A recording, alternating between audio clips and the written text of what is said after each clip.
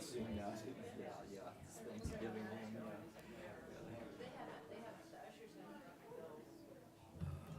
Are you?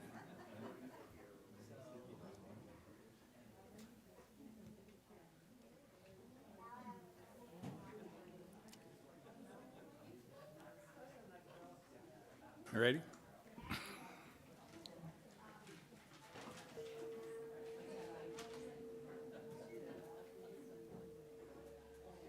Was that too quiet?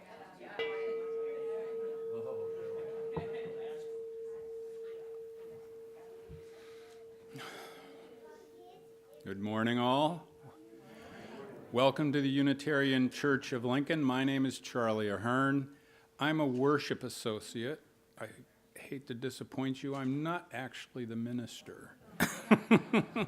It gets better next week when he comes back. And with me today is Kathy Disney. Unfortunately, Andy Larson was supposed to be the worship associate this morning, but she's not feeling well, so hopefully you'll send positive thoughts to her. Now, I think Judy Hart has an announcement. Am I first? You're on. Okay.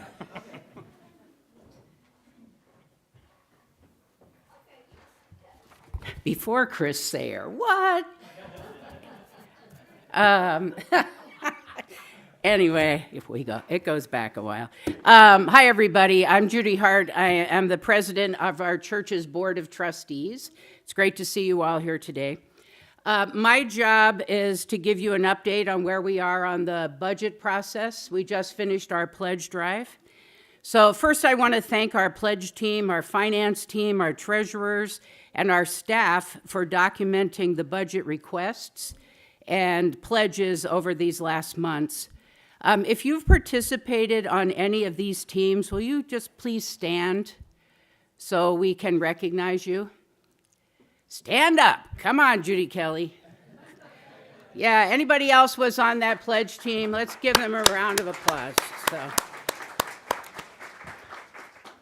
So I also want to thank the program council leaders and committees for hearing the message of holding the line for another year and asking for only the resources that they knew they would be needing in 2023. So no one has a crystal ball. Well, does anybody have a crystal ball? I mean, that was pretty pretentious on my part to think maybe. But we all know that these last 3 years have been a wild ride, and we needed special attention financially. Before 2020, I want you to think about this. So before 2020, we were able to create a balanced budget on pledges, building rentals, fundraisers, memorials, and the occasional one-time donation.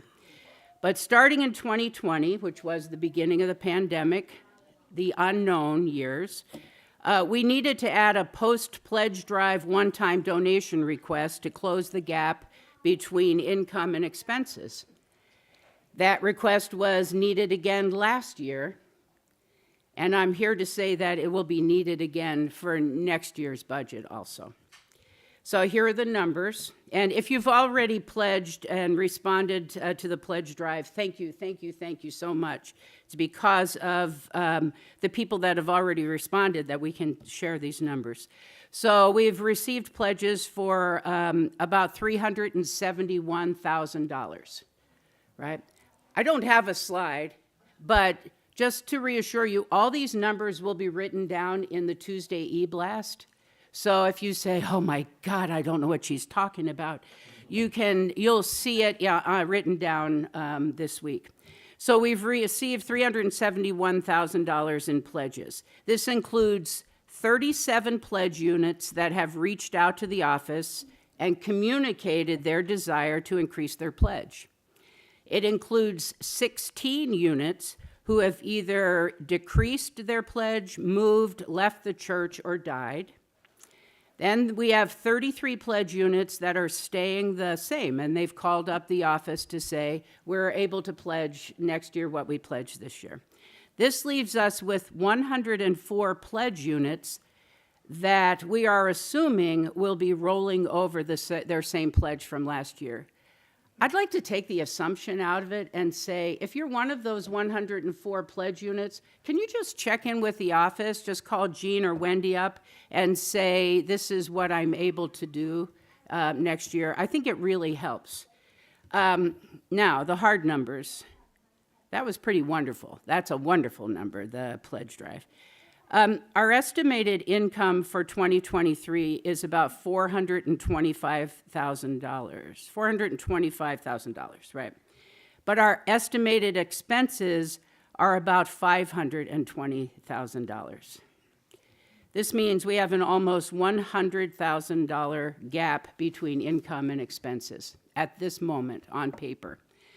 So the finance team, the executive committee, and the staff have been communicating daily for the last week on possible strategies to help accomplish a balanced budget. So our first request is, if you are one of the 104 pledge units that haven't communicated directly with the office, please do. And the second request is for a stretch. So if you're able to help us close the gap as we work to create a balanced budget, please fill out a pledge form at the church office today or later this week. So that's the facts. And now here's what I've been experiencing as my last several months as I've served as the congregational president. I've seen volunteers show up to make sure we're as welcoming as we can be. I've seen leaders show up to make sure our Summer Indigenous program ran smoothly. I've seen people working behind the scenes on every level to review the safety policy, the evaluations of our program council and board of trustees. We've submitted our own 501c3 application designation letter so we can get some Google products free, which is great. And there's so much more that our church has been doing. If you want to see the list, look at the whiteboard in the office. Just check that out and see what's on there and see how many things we've been doing over these last months. So I also want to thank the staff who work long hours and constantly try new things. So I'm looking at Bob over there because the whole idea of music is just blowing up at this church, and it's a great, great thing. So thanks for that, Bob. Good things happen when we show up, and that's what I'm asking you to do, to keep showing up with your time, your enthusiasm, and your financial support. We will keep you informed as the details emerge, and thank you so much. It's good to know where we are, even if it doesn't feel so good, right? We can do something about it. We can get creative. So thank you. Thank you. I'm done now.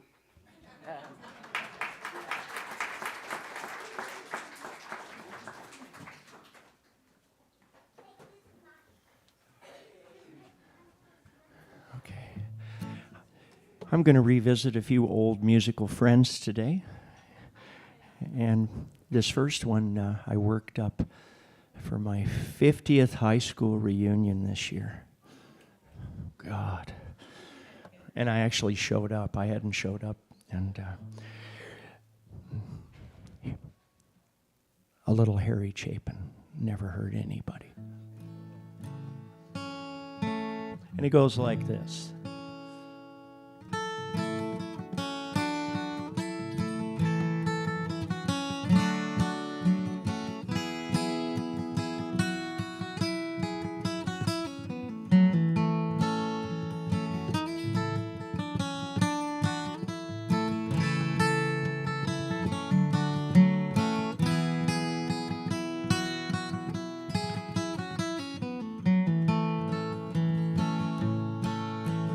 All my life's a circle, sunrise and sundown.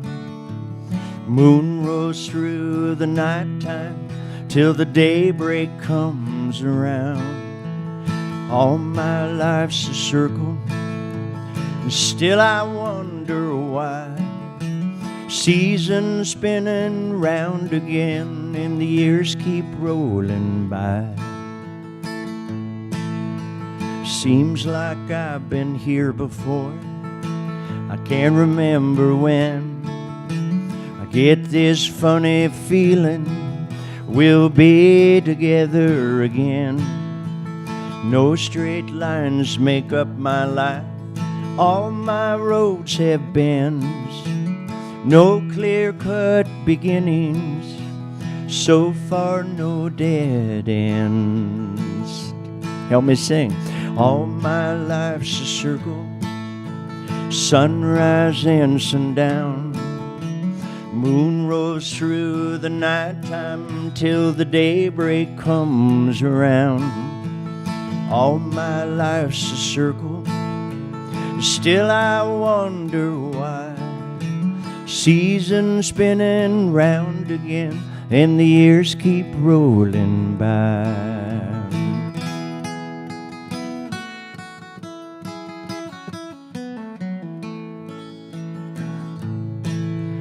Now I've met you 1,000 times, I guess you done the same. Then we lose each other, it's just like a children's game. But now I see you here again, the thought comes to my mind. Love is just a circle, let's go round one more time. One more time.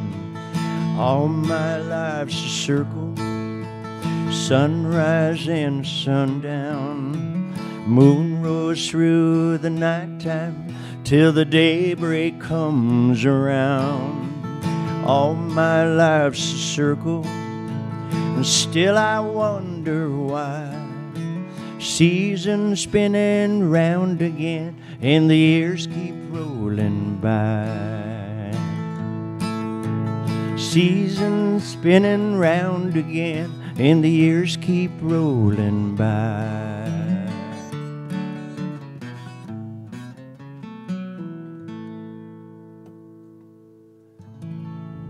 It's always something, always something. No wonder. Thank you, Chris. It is so good to have you here. Our chalice lighting words today are by Eric Walker Wilkstrom. Why we're here. Here today in this place and with these people, may we listen so that we can hear. May we hear so that we can feel. May we feel so that we can know. And may we know so that we can change ourselves and this world. May this chalice we light our way.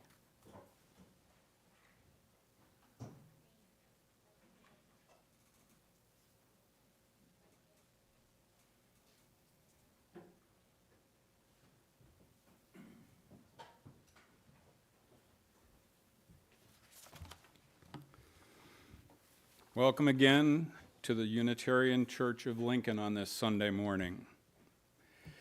Over the last several years, the way we have met has often changed, but whether in person, on Zoom, or a YouTube live stream, or some other way of being that we cannot yet imagine, worship together is a chance to deepen our connection with the sources of meaning in our lives, and to proclaim who we are and what we are about, throwing open the doors of the congregation and proclaiming the radical love and welcome that is at the heart of our faith. The Unitarian Church of Lincoln aspires to be a loving community, uniting reason with spiritual exploration to transform ourselves and the world. Welcome to this loving community. May we, in gathering here, be about the work of transforming ourselves and the world. Please join me in hymn 67. We sing now together, and please rise as you are able.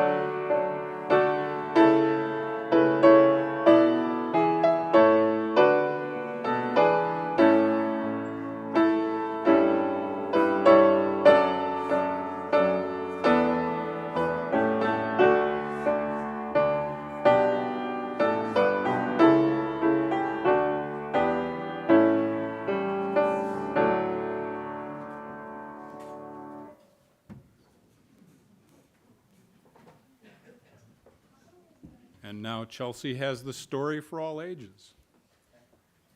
If anyone would like to come forward so you can see the pictures better, you're welcome to do so now.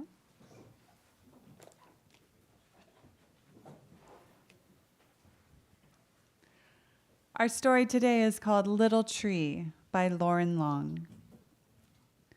Once there was a little tree filled with little leaves, who was surrounded by other little trees who had little leaves of their own.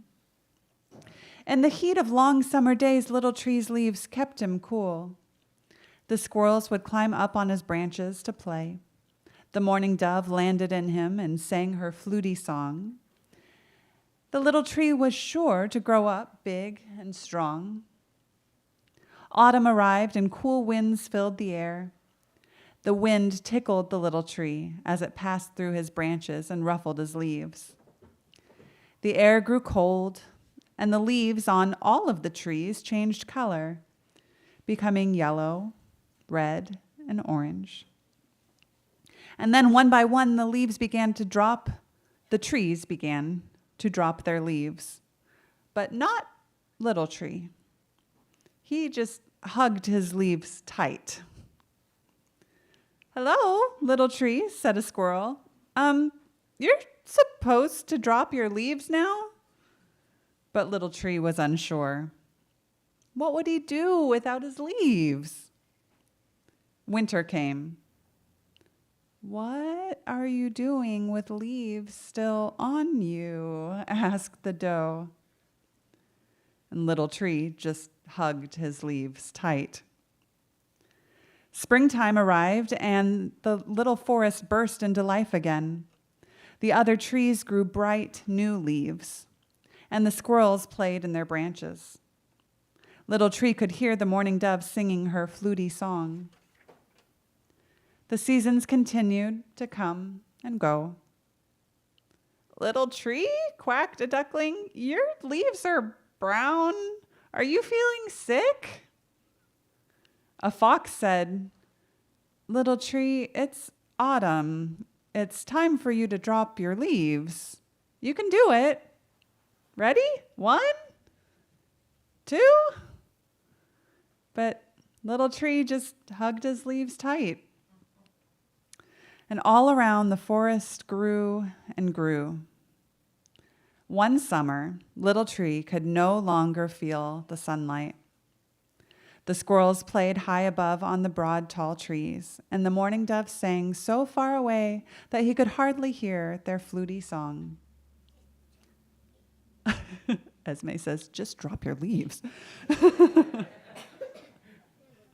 Autumn came again. Leaves began to blanket the ground.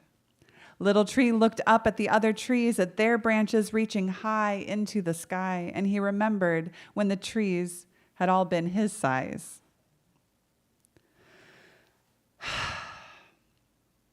He let go.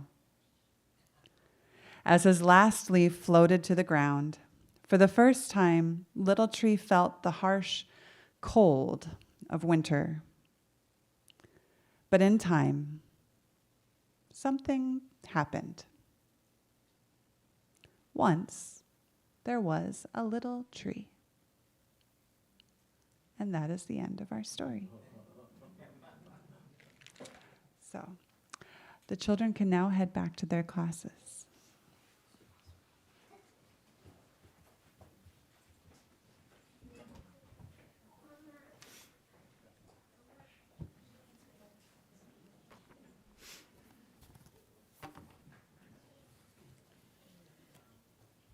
That was a great story.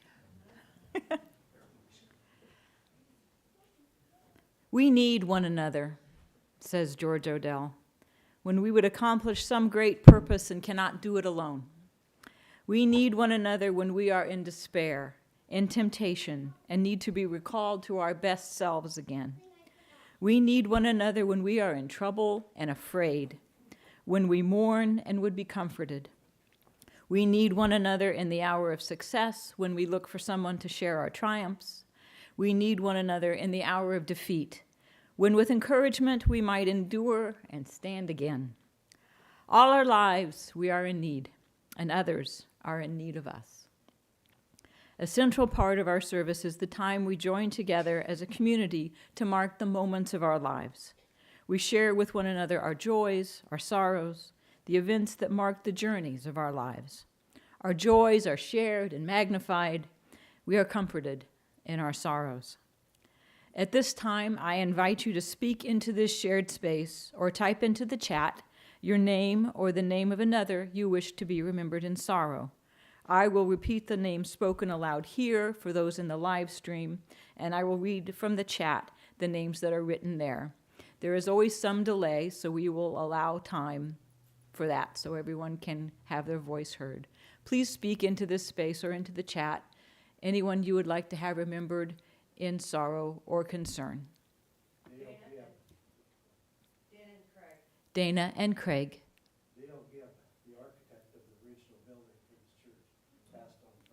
Dale Gibb, the original architect of this church, passed away on Friday at the age of 99.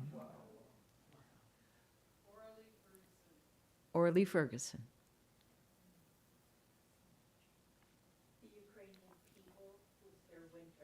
The Ukrainian people with their winter.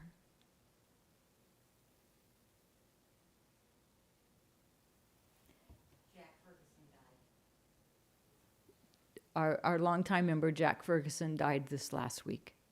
Our thoughts to Orly and all their family. And I am looking in the chat, but I am not seeing anything in the chat. I hope my technology is working. But joy lives in the same room as sorrow. If you have a name you would like to have lifted up in joy, please speak it into this space or type it into the chat.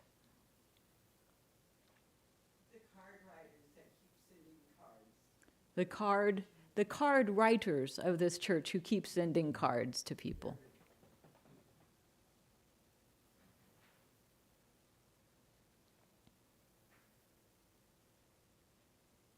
Well, I will lift up my mother, who is, if we can work it all out, going to be moving to Lincoln to live next door to me this week.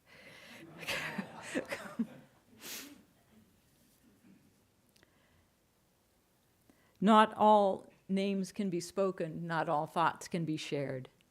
So please, in the sanctuary of this shared silence, let us hold a moment of time for those and also those that were lifted up.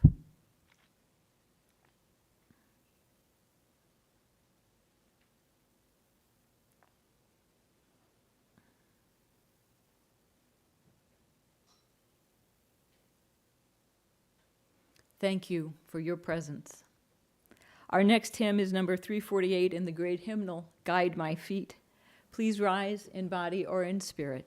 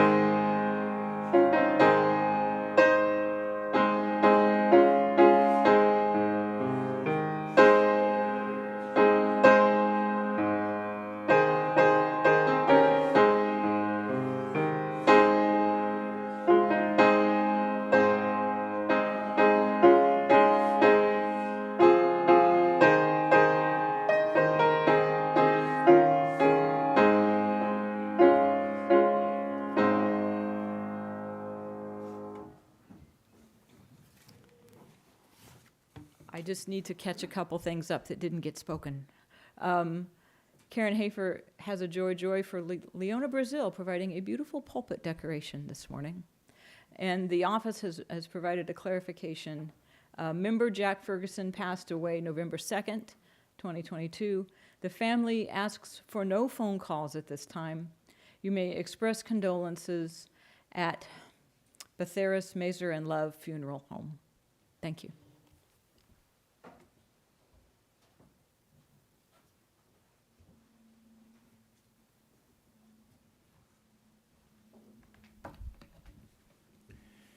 Each week, we take up a collection to support the work of this church and our partners in the community.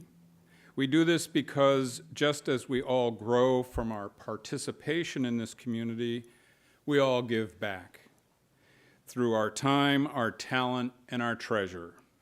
To give, you can text UC Lincoln and the amount to 73256. That's UC Lincoln and the amount to 73256. The offering will now be gratefully received. And I think Chris has some more music for us. I'm going to make sure my strap's on correctly this time. You know, not getting any younger.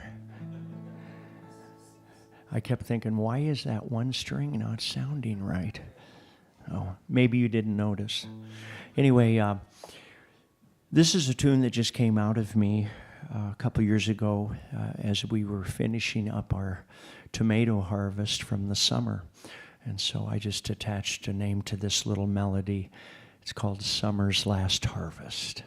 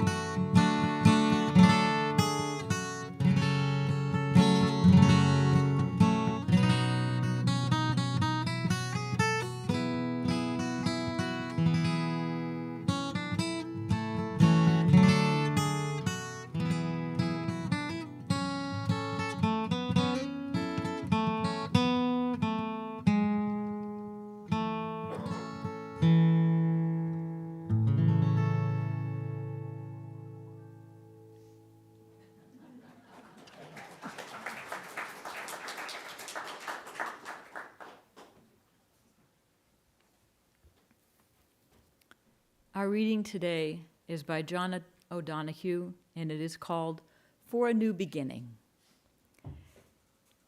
In out-of-the-way places of the heart, where your thoughts never think to wander, this beginning has been quietly forming, waiting until you are ready to emerge. For a long time it has watched your desire, feeling the emptiness growing inside you, noticing how you willed yourself on, still unable to leave what you had outgrown.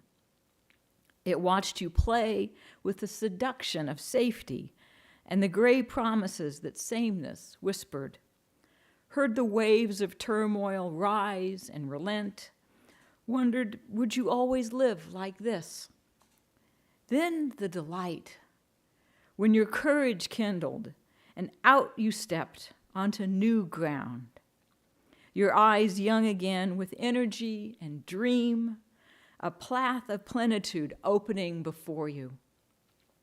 Though your destination is not clear, you can trust the promise of this beginning, of this opening, Unfurl yourself into the grace of beginning that is at one with your life's desire.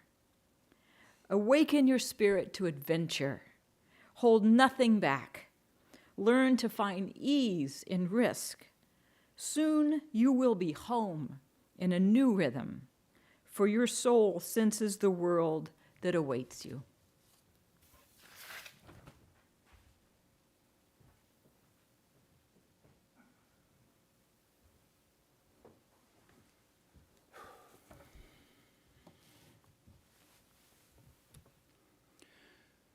This is a passage from Martin Luther King's letter from the Birmingham jail, written in April 1963. He wrote about a tragic misconception of time, from the strangely irrational notion that there is something in the very flow of time that will invariably cure all ills. Actually, time itself is neutral. It can be used either destructively or constructively.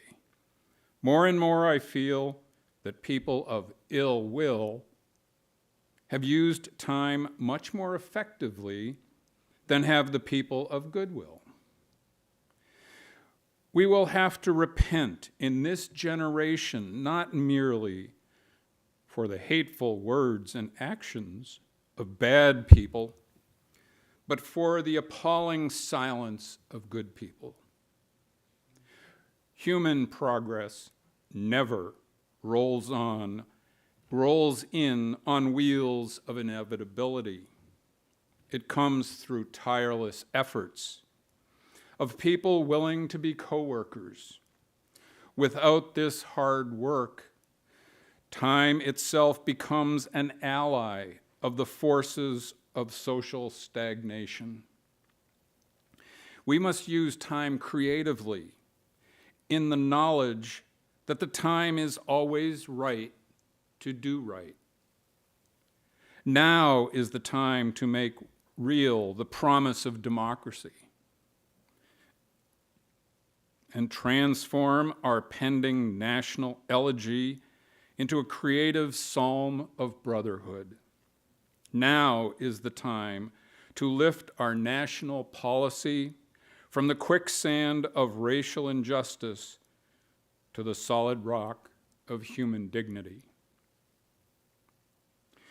Dr. King wrote this letter almost 60 years ago in response to a full-page advertisement placed in the Birmingham, Alabama newspaper by several local clergy. The local clergy asked King to stop his protest marches and described him as an outside agitator. King, in response, chided the clergy for their willingness to protect the status quo rather than join the struggle for justice. In a few days after the election, we may discover that our democracy is in greater danger than we may realize. We, as a community and as individuals, will have to continue to work for change against the forces of social stagnation with tireless effort and hard work. The title of an old gospel song had it right. Freedom is a constant struggle. A few months ago, at a regular meeting of the worship associates, we were deciding who should take responsibility for which services. Did a worship associate want to assist during a service or lead the service? When I saw that the topic for November would be change, I decided I would like to lead a service. Since that evening when I committed to delivering a homily on the theme of change, actually a few days ago, the homilies that I have delivered over the past year seem to coalesce into a regular series. Without realizing it, For the past year, the processes of change have been the focus of my homilies. Awe.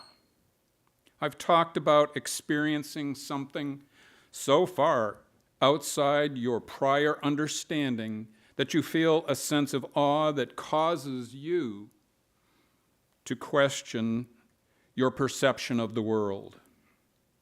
Action. Rather than wait for the complete answers and the perfect opportunities to present themselves, we must take action on social issues now with a sense of urgency. Humanism.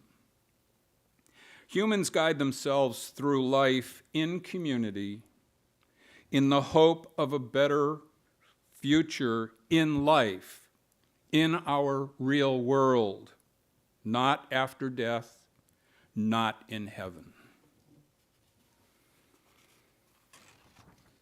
Process theology. The universe, and perhaps God, is in constant change over time as events occur.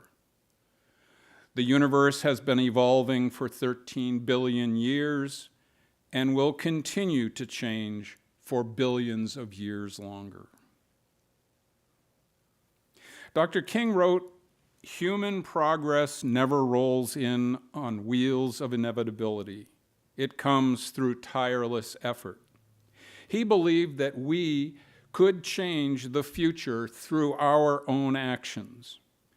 He also pointed out that guiding social change requires tireless effort. Attention must be paid. Work must be put in. A better future does not happen like the sun rising. People must push progress forward. There is much to be done. Time should not simply pass. Time should be seized, organized, exercised, and exhausted. Theodore Parker, born in 1810, was a Unitarian minister, abolitionist, and transcendentalist. Parker had a similar but importantly different perspective on the inevitability of progressive change. In 1853, just a few years before the Civil War, he wrote, "Look at the facts of the world. You see a continual and progressive triumph.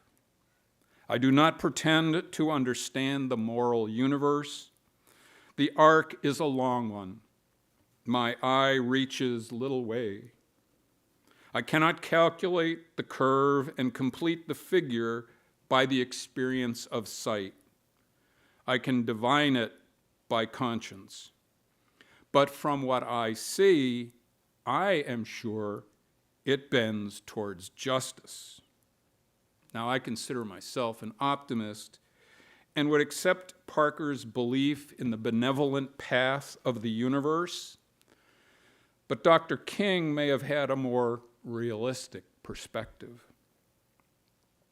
We cannot attribute a sense of justice to the universe.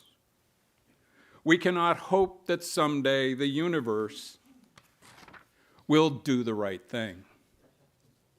We have to struggle to guide our little corner of the universe toward justice.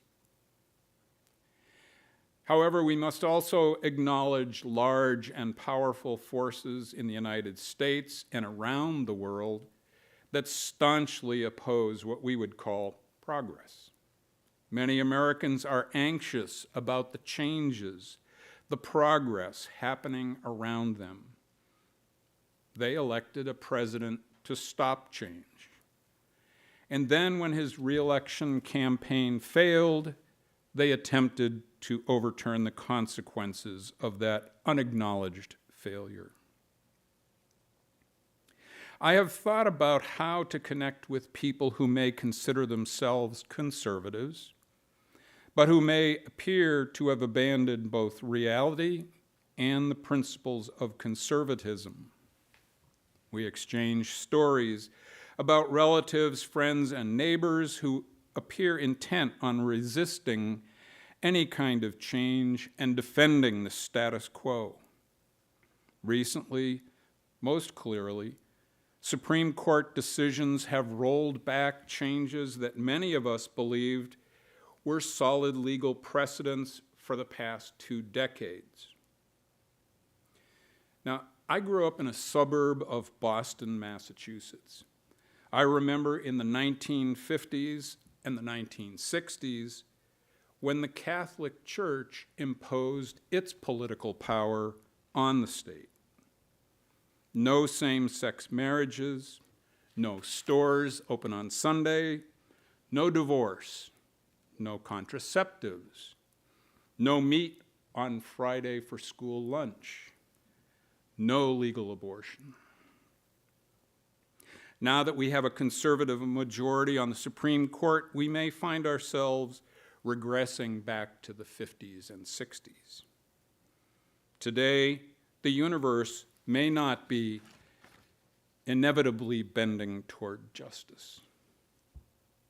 The universe may need our tireless efforts and hard work to guide the changes.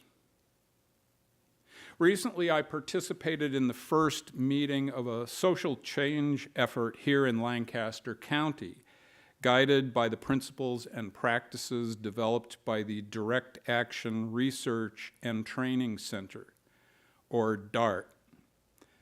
Congregations, including this one, in Lancaster County plan to identify social issues and join together to develop ways we can address those issues as a cooperative community. Unfortunately, but probably not by accident, too much of the narrative about change in our popular media and our politics focuses on who wins and who loses when change occurs. Our future is often described as a win-lose struggle, not a cooperative or collaborative effort. In fact, it seems that many people resist the very idea of cooperation. Cooperation is sometimes described as a weakness and a willingness to give up one's own social advantages and privileges in society. Some of the loudest, most powerful voices in American society tells us that cooperation and collaboration is for losers, except perhaps when a hurricane devastates Florida. I'm looking forward to experience the cooperation and collaboration that may develop among the participants and the congregations through the DART process. I want to interact with people who may not agree with me on every hot button issues, but who want to work together to address common problems. However, I suspect that by engaging in the DART process, I may have to cooperate and collaborate. As a middle-class, white, hetero male, I may have to concede some of my own advantages and privileges. I may have to listen more than talk. I may have to accept and support positions and actions that are not mine, but ours. I'm looking forward to the DART project on justice, but I am a little concerned about how I may have to change my own beliefs and behavior to support the larger effort. Most importantly, perhaps, I may need to learn how to shut up and listen. Is that an example of irony? Someone who stands up in front of a large group and says, I need to learn to shut up. Whenever I deliver a homily, I try to give you ideas about how to practice what I preach. Today, I'd like to offer what I'm going to call the 3 Re's restore, refocus, and re-engage. Restore. The news over the next several days may be stressful, emotionally and physically. Some horrible people will say horrible things. Evil people will be elected. For the first time, I will be working at a voting location on election day. Jan Buffum, a member of the congregation, has warned me that she has worked at a voting location for 14 hours on an election day. So I will need some restoration after election day. We must give ourselves the time and the opportunities to restore our emotional and physical energy. In fact, in about 2 hours, I plan to be sound asleep. And I will sleep until I wake up. I will restore. Refocus. Survey after the next few days, survey the situation around you and consider how you will spend your time and resources. What will I do on Sunday afternoons when I won't be spending 4 hours knocking on doors and dropping off a candidate's literature? How will I spend my money when the monthly donations to candidates end? In a few days, I will attend a DART meeting of hundreds of people to consider what issues we in Lancaster County should try to address. And then, as I understand it, the DART groups will go into a research phase to learn about the issue and how to reduce the negative impacts of that issue. So I will spend time refocusing. Re-engage. After some rest and reconsideration, I will re-engage. There will be new issues to address, different people to meet and work with. My hopes for progress will be refreshed. Again, freedom is a constant struggle. Actually, I first encountered that phrase as the title of a book of essays and interviews with Angela Davis. Whatever you may think about Christian spirituals and socialist academics, the reality is that how people define freedom changes, and those changes lead to social struggles between the institutions trying to prevent change and the individuals and communities aspiring to make change. So that's my plan for how to respond to the changes that will occur over the next week or so.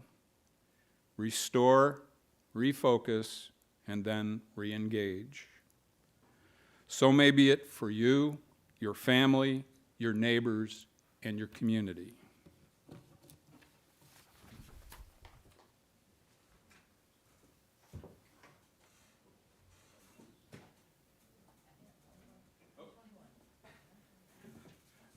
Oh, here it's right here. Wrong, I got my paper shuffled around. Okay, please join me in singing hymn 121, We Will Build a Land.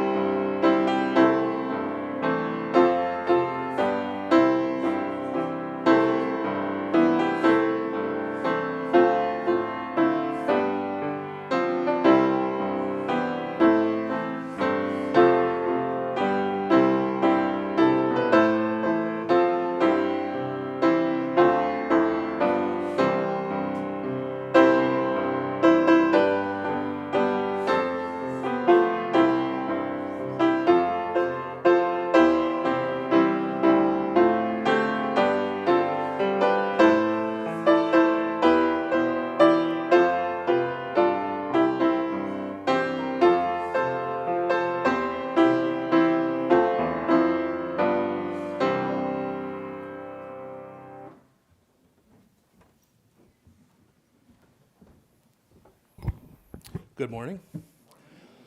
My name is Dr. Bob Fusen. I'm the music director here at the Unitarian Church of Lincoln. It is so good to see all of you. During my time here as music director, we've made some inroads and created relationships with some local arts groups here. And that's been a wonderful, wonderful thing to have here in the church. Some of you have come and seen the chamber players. The other groups that you might know, Lincoln Music Teachers Association and the Lincoln Association for Traditional Arts, of which I just recently became a board member, thanks to Dorothy Ramsey. Another thing that's been going on the last few years with the support of Oscar and, of course, this congregation is that I've been enrolled in a program called the Music Leadership Certification Program. This is the UUA's official accreditation program for music ministry. I am nearing the end of that program, thank goodness, because it was extended a year because of COVID. Part of that program is that I have to do a project to benefit the community, and we've done several of these over the years. But next Sunday, we're going to have a benefit concert so that we can help support these three arts organizations, the Nebraska Chamber Players, the Lincoln Music Teachers Association, and the Lincoln Association for Traditional Arts. So next Sunday, from 2 o'clock to 4 o'clock, the A Street Band and I are going to host those three groups. They're going to be sending musicians, and we're going to play and have a little old school telethon type thing. We're going to broadcast it on YouTube, but of course anyone is welcome to attend. We're going to split that pot three ways between those groups. It's important for me to say that nothing that's donated will go to the church or its functions. One of the things about this project that is required is that it must not benefit the church financially in any way. So we already have these relationships built with these organizations, and so we'd like to keep building those, keep strengthening those, and this benefit concert is going to help that in a couple ways. So next Thursday, the 13th of November, 2 o'clock to 4 o'clock, right here in the sanctuary, or online, we'll be sending out the link and all those good things. And next Sunday, what did I say? Thursday. Sorry, it's been a long week, and there's another longer one coming. Sunday, November 13th, 2 o'clock to 4 o'clock. And if some of you read my article in the Beacon, I just want to reinforce what I said there, that we really do need your support. It's so easy to take these things for granted. And Charlie talked a lot about the upcoming election and the things that we have to deal with sometimes. And I want you to think about what would happen if those we consider on the opposite side of the aisle of us, those of conservative leanings, what happens if they get their utopia? What happens then? What do you think happens to the arts in that system? And that's always what I say to my conservative friends is, okay, then what happens? There's not going to be any music. There's not going to be any writing. There's not going to be any art created because that's the first thing they gut funding for in schools, in colleges. And you know why that is? Because it brings us all closer together as human beings. You don't care what color a person is or who they love when you hear their music or you see their art or you read their writing, but you become intimately familiar with who they are as a person. Do not let that happen. Do not let that horrible utopian vision occur. Help us support the arts because it's always the first thing to go, and that should really tell you something about how important it is to all of us. So I'm hoping to see many of you online or in here next Sunday. Give what you can. Please come and enjoy the music. There's going to be kids playing from LMTA, students, teachers. We've got some folks from the chamber players. A Street's going to play. Laughed is sending a band. It's going to be a really, really good time. Please come and help us support the arts. Thank you.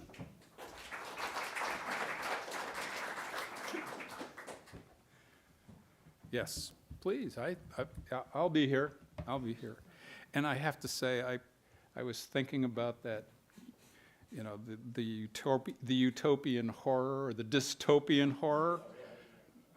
I think we may have experienced it already. Taylor Swift had all top 10 spots on the Billboard 100. That's the future. I'm sorry, to all you Taylor Swift fans, I'll apologize. My closing reading is the same. I always do the same reading. If here you have found freedom, take it with you into the world. If you have found comfort, go and share it with others. If you have dreamed dreams, help one another that they may come true.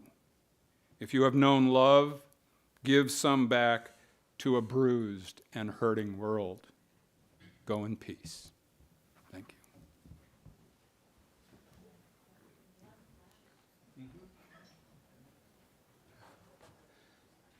Okay. I'm going to revisit another song that I've done for you over the years. As a young 20-year-old, so long ago,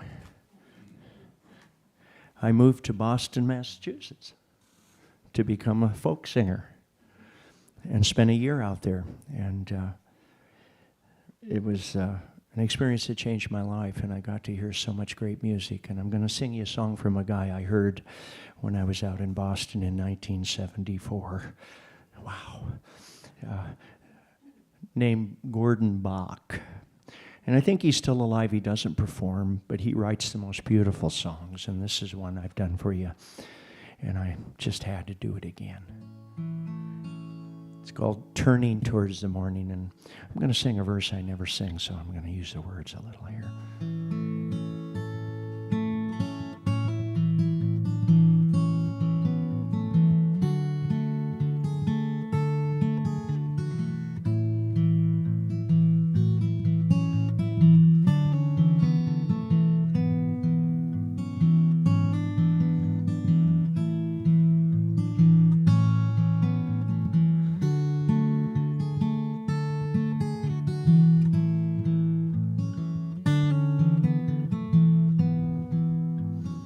I always play the melody just so I can remember it. When the deer is bedded down and the bear is gone to ground and the northern goose has wandered off to warmer bay and sound, it's so easy in the cold to feel the darkness of the year, and the heart is growing lonely for the morning. When October's come and gone and November's coming home, you'll be thinking of the seasons and the sad things that you've seen. You can hear that old wind walking, hear him singing high and thin, and you could say he's out there singing of tomorrow. And oh, my dear ones, don't you know that the stars are swinging slow and the seas are rolling easy as they did so long ago? And if I had a thing to give you, I would tell you one more time that the world is always turning toward the morning. When the darkness falls around you and the north wind comes to blow, and you hear it call your name out as it walks the brittle snow, well, that old wind don't mean you trouble. It don't care or even know. It's just walking down that darkness toward the morning. And oh, my dear ones, don't you know that the stars are swinging slow and the seas are rolling easy as they did so long ago? And if I had a thing to give you, I would tell you one more time that the world's always turning toward the morning. Now it's a pity that we don't know what the little flowers know, They can't take the cold November, they can't take the wind and snow. They put their glories right behind them, bow their heads and let it go. And don't you know they'll be there shining in the morning. And oh, my dear ones, don't you know that the stars are swinging slow and the seas are rolling easy as they did so long ago? And if I had a thing to give you, I would tell you one more time that the world is always turning toward the morning.